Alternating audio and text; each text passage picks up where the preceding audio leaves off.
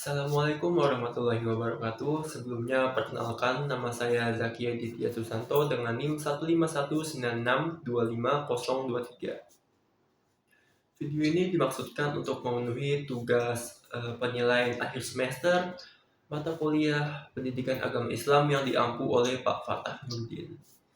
Dengan isi konten videonya itu menjelaskan kembali intisari dari pertemuan awal hingga yang terakhir sebelum penilaian akhir semester. Secara garis besar, eh, mata kuliah Pendidikan Agama Islam yang diampu oleh Pak Fatah ini menjelaskan tentang rukun iman. Tapi sebelum kita masuk ke rukun iman, kita akan membahas dulu tentang iman, Islam, dan ihsan. Iman adalah kepercayaan kita. Dalam filosofi sebuah bangunan, iman itu diibaratkan sebagai sebuah fondasi. Karena tanpa sebuah fondasi, sebuah bangunan tidak akan bisa berdiri dengan kokoh. Jadi perlu fondasi yang kuat dulu, baru bisa membangun sebuah bangunan. Lalu Islam diibaratkan menjadi sebuah tiang yang kuat yang akan menopang bangunan tersebut. Lalu yang terakhir adalah ihsan. Ihsan diibaratkan sebagai atap yang melindungi bangunan tersebut dari panasnya matahari dan derasnya hujan.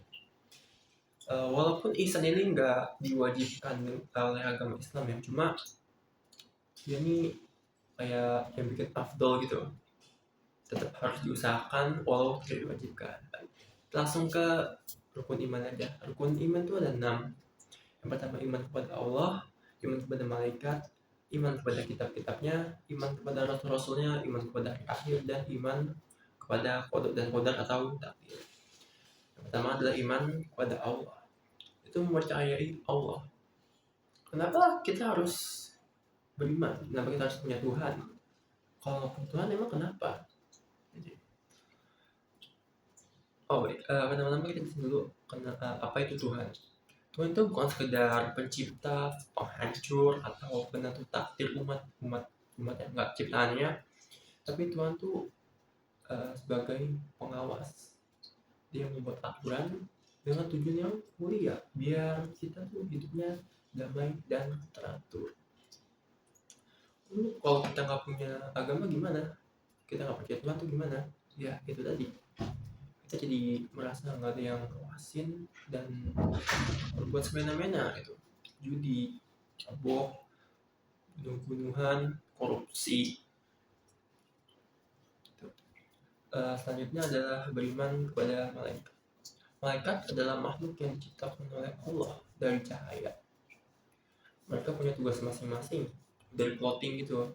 Dia ada menyampaikan wahyu, membalikkan rezeki, meniup trompet sangkakala, mencabut nyawa, mencatat amalan buruk, ada menanya di dalam kubur, dan menjaga pintu surga serta neraka. Oke, selanjutnya adalah beriman kepada kitab-kitab Allah. Kitab-kitab Allah totalnya ada 4: Taurat, Zabur, Injil, dan Al-Quran. Kenapa kita cuma boleh mengimani dan merefleksikan Al-Quran untuk kehidupan yang sekarang? Karena Al-Quran itu adalah penyempurna dari kitab-kitab sebelumnya. Kalau ada yang full version gitu misalnya, kenapa kita mau yang demo? Ya kan? Orang ada yang full versionnya, ya udah, jadi kita diwajibkan juga gitu untuk mengimani serta menggunakan Al-Quran ini sebagai referensi atau pedoman kita sehari-hari. Selanjutnya adalah Nabi dan Rasul atau utusan Allah. Total Nabi itu sebenarnya ada banyak ya, ada ratusan ribu. Tapi yang wajib kita tahu yang wajib kita tahu itu ada 25. 5 diantaranya adalah ulul azmi dan 4 diantaranya adalah Nabi yang diamanahkan kitab oleh Allah. Lalu ada hari akhir itu banyak ya, cuma kiamat bumi hancur duar gitu, enggak.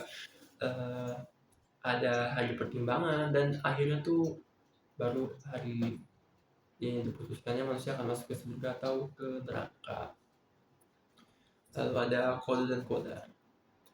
Qada dan qadar itu adalah takdir ya, nama lainnya. Takdir sebenarnya udah ditulis oleh Allah di Lauhul Mahfuz di sana, tapi ada beberapa takdir yang masih bisa diubah, seperti kepintaran atau eh, ya kebentaran. Oke, karena udah 5 menit, jadi saya cukupkan. Mohon maaf, masih banyak kurangnya karena durasi juga terbatas. Saya Zaki Aditya dengan NIM 151962523 izin undur diri. Wassalamualaikum warahmatullahi wabarakatuh.